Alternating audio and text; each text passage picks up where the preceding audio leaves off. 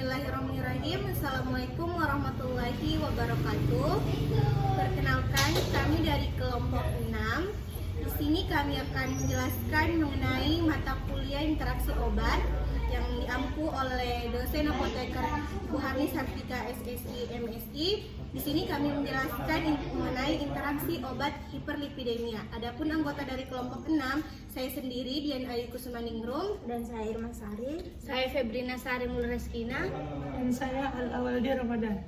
Baik, silakan stay tune untuk penjelasan lengkap tentang interaksi obat hiperlipidemia. Baik, interaksi obat hiperlipidemia.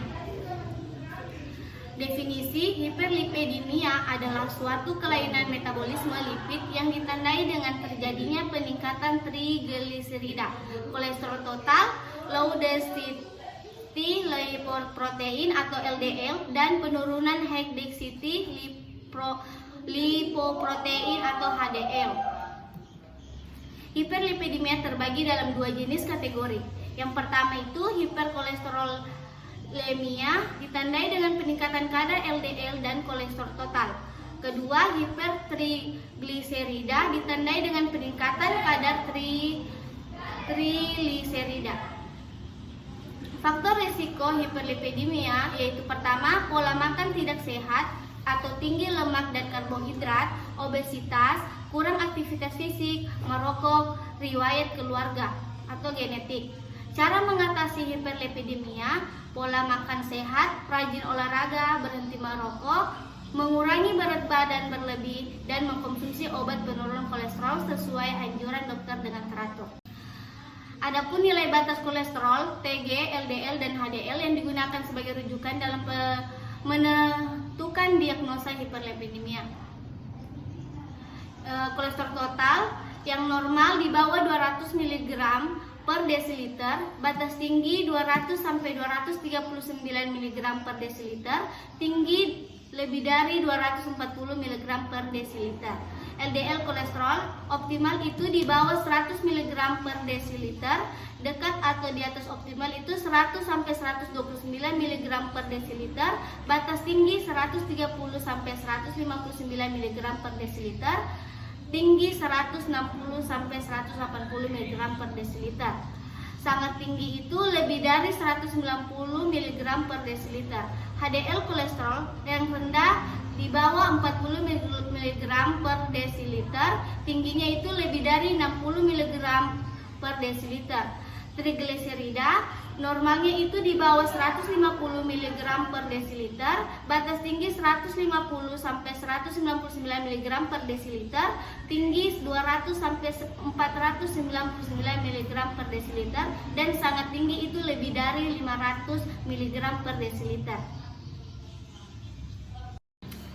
Adapun golongan obat hiperlipidemia, yang pertama itu statin, contoh obatnya simvastatin, lovastatin, atorvastatin, pravastatin, rosuvastatin, dan pitavastatin. Mekanisme kerjanya menghambat secara kompetitif biosintesis kolesterol melalui enzim HMG-CoA redutase, sehingga kadar kolesterol dalam darah akan turun.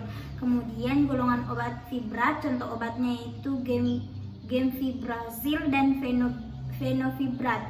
Mekanisme kerjanya bekerja dengan mengikat reseptor PPARS yang mengatur transkripsi gen sehingga dapat menurunkan trigliserida, LDL, dan meningkatkan HDL.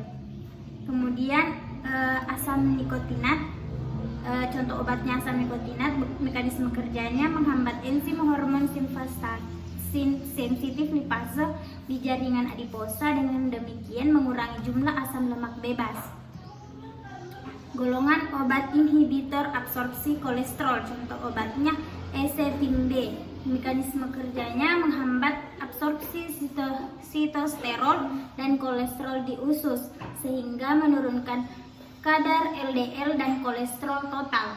Yang terakhir golongan obat bile acid sequestrat, contoh obatnya kolestiramin dan kolestipol.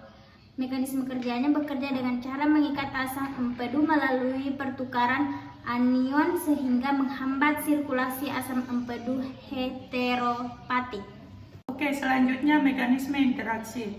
Yang pertama, interaksi farmaseutik atau inkompatibilitas, yaitu interaksi yang terjadi di luar tubuh. Pencampuran obat yang kurang tepat menyebabkan terjadinya interaksi langsung secara fisika maupun kimia. Hasilnya terbentuk endapan, obat menjadi inaktif, perubahan warna, dan pH. Yang kedua, interaksi farmakokinetik. Interaksi yang terjadi bila salah satu obat mempengaruhi absorpsi, distribusi, metabolisme, dan ekskresi obat sehingga kadar plasma obat kedua meningkat atau menurun. Faktor-faktor yang mempengaruhi yaitu bagian A, interaksi fase absorpsi.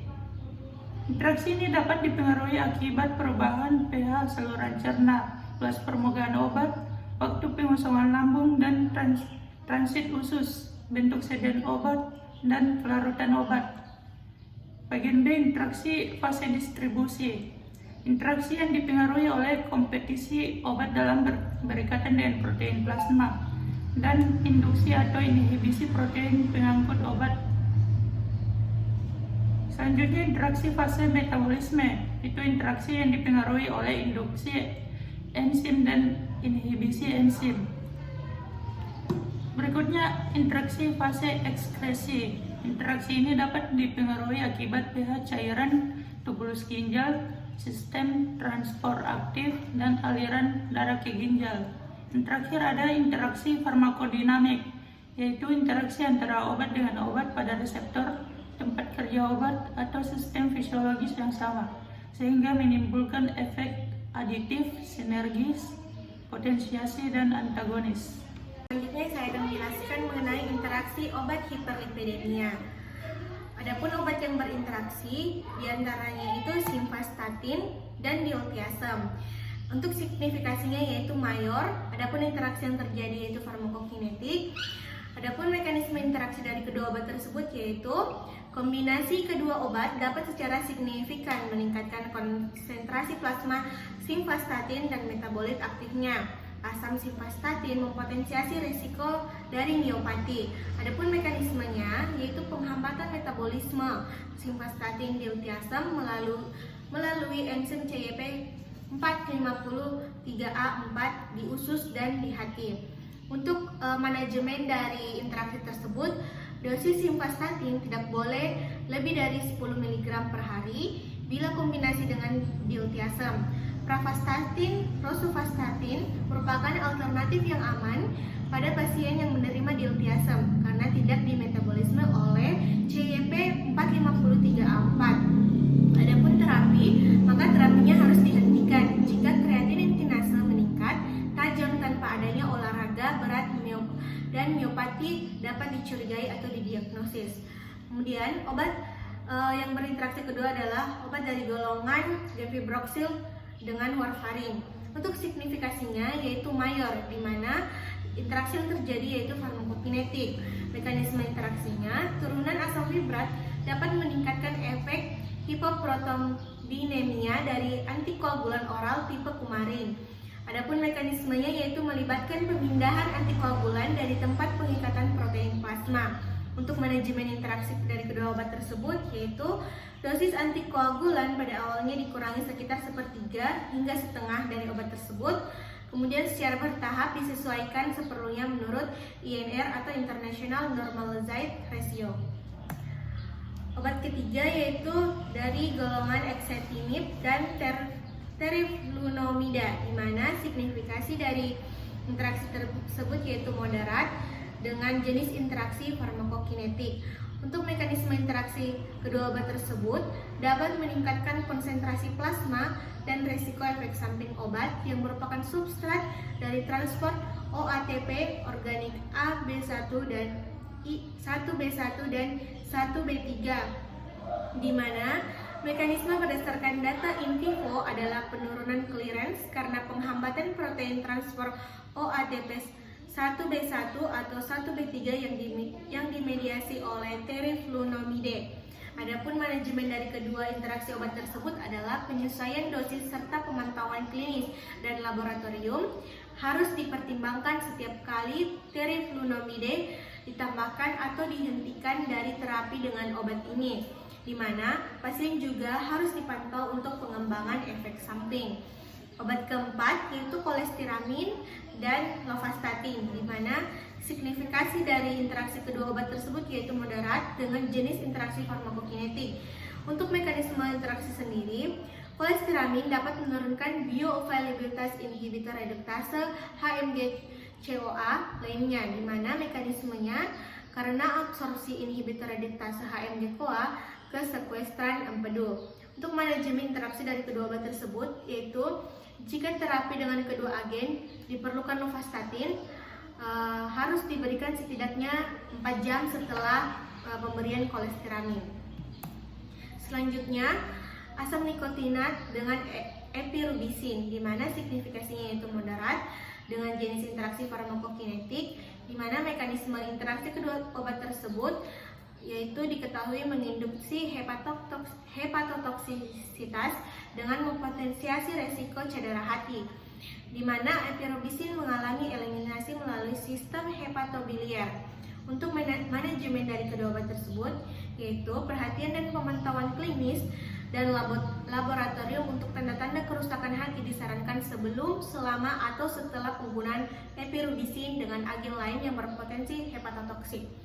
Kemudian selanjutnya obat terakhir yaitu simvastatin dan jus grapefruit atau jeruk bali, di mana signifikasinya yaitu mayor dengan jenis interaksi farmakokinetik. Adapun mekanisme interaksi tersebut, kombinasi dapat secara signifikan meningkatkan konsentrasi plasma simvastatin, di mana mekanisme yang diusulkan adalah penghambatan metabolisme first pass yang dimediasi oleh enzim CYP450-3A4 di dinding usus oleh senyawa tertentu yang ada dalam jeruk bali, di mana untuk manajemen dari kedua senyawa tersebut maka harus dihindari untuk mengkonsumsi jeruk bali dan jus jeruk bali. Itu tadi pemaparan mengenai interaksi obat hiperlipidemia yang telah dipaparkan oleh kelompok 6.